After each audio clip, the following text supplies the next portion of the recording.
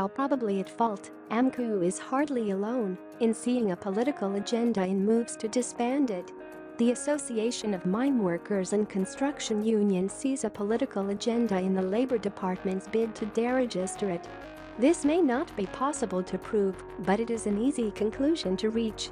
The union's arch-rival is the National Union of Mineworkers, a key ally of the ruling Amcu that was founded by the current occupant of the union buildings.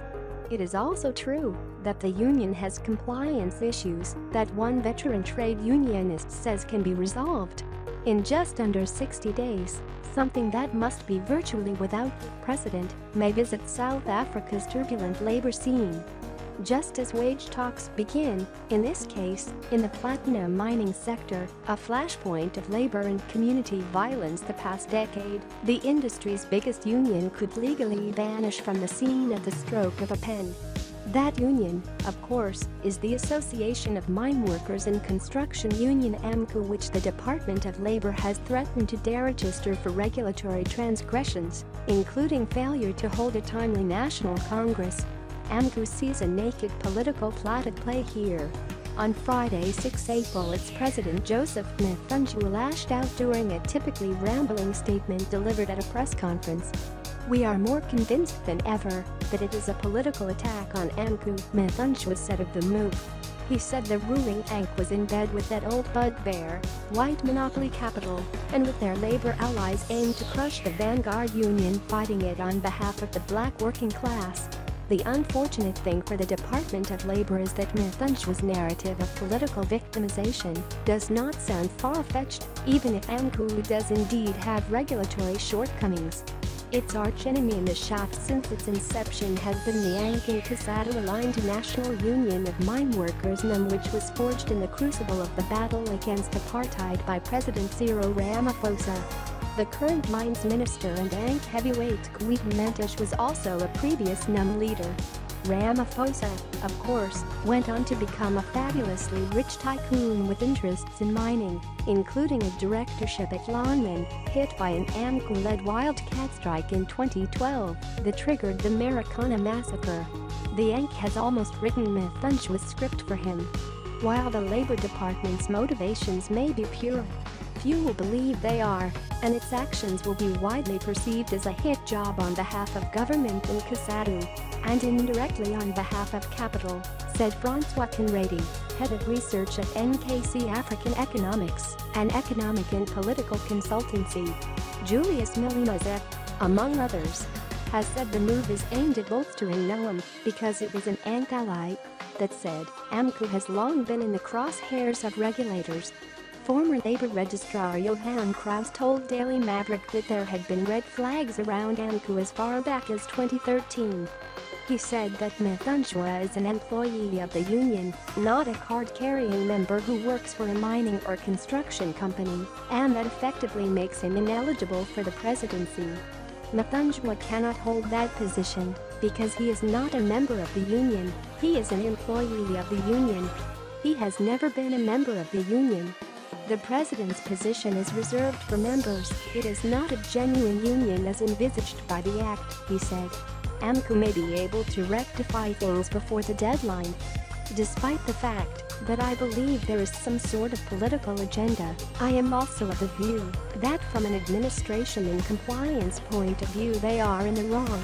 Their first priorities should be to prevent what is obviously wrong, because you have to comply with the act and your own constitution, said Gideon Duplessis, the General Secretary of the trade union Solidarity, which represents mostly skilled workers. My advice would be, amend their constitution, they just need to do enough to convince a judge. I don't think they will be deregistered at all, he told Daily Maverick. Mthunjwa said at Friday's press conference that Amcu planned to hold a delayed National Congress in September, one of the violations it has been cited for. He is conferring with his legal team and said he will meet on Tuesday with Registrar of Labor Relations Lolopinolo Malak to try to sort things out. There have also been regulatory concerns in the past about the chemical, energy, paper, printing, wood and allied workers union SAQUA, which is COSATU aligned. When Kraus was registrar, he launched a process to have the union deregistered, but was thwarted by Labor Minister Mildred Oliphant, who had him removed. Kraus was eventually reinstated after a lengthy court battle, but had reached retirement age by then. In my view, the shenanigans at Sequoia are worse than those at Amcu. This tells me there is a political agenda, said Solidarity's Duplessis. Methunjua warmed to this theme on Friday. The registrar is inconsistent and unduly interfering in the affairs of Amcu. The inconsistency of the registrar when it comes to the deregistration of trade unions leaves a lot to be desired. There are numerous examples of trade unions and trade union federations who have contravened many prescriptions, including financial submissions. They were never deregistered or threatened with cancellation of registration, he said. If Amcu is disbanded, there are a number of plausible scenarios, all ugly.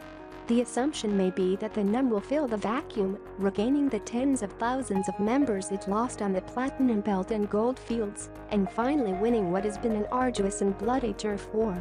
According to this narrative, Amcu is in a much weakened position after its 5-month strike in Siboney-Stillwater's Gold Shots achieved nothing. It was forced to accept an offer that rival unions had signed. The time to dislodge it is ripe. Amcu's rank and file and more militant members may not see it that way. One of its main planks of support has long been rock drill operators from the old Transkei. These guys are not sissies, and they have also displayed contempt for their traditional leaders, a key Ankh base.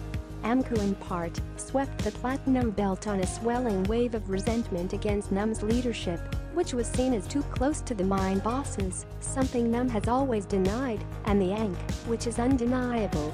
A fresh eruption of violent unrest is entirely possible. That, in turn, could have serious consequences for the platinum industry, much of which has recently returned to profit, and Ramaphosa's investment drive. Investors hate uncertainty, and there is a lot of that right now around South Africa's volatile labor and political environment.